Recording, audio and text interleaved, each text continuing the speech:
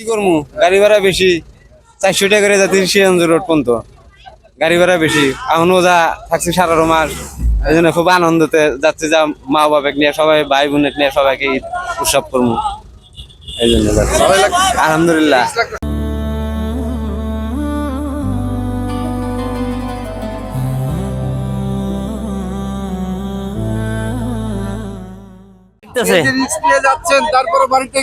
Risk না নিয়ে কি করবো, গাড়ি তো নাই।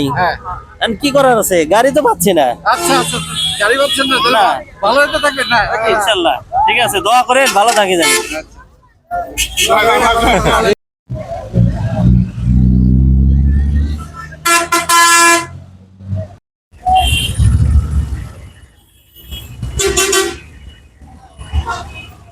আসি আধা ঘন্টা পার হয়েছে, জি হয়েছে, বেতন পাইছি, ছুটি 3 দিন আগে পাইছি বেতন।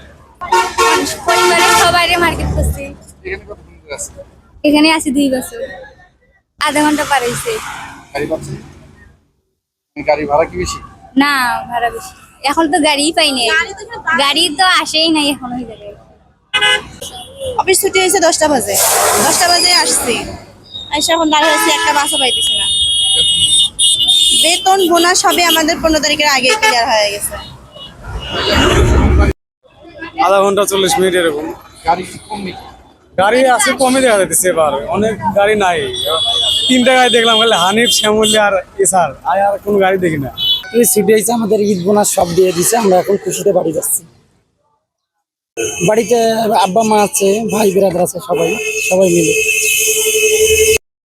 আমরা তো 10 দিনকার বেতন দেয় নাই, এমনি বোনাস পাইছি 10 তারিখে, গত মাসের যেটা সেটা পাইছি, এখনো হাফ বেতন পাইনি। আমরা বেতন বোনাস পেয়েছি, এখন আমরা দেশের বাড়িতে যাব, সবাই খুশি আছে। বাড়িতে এবার আব্বু আম্মু যাবেন, আমি একটাই যাবো।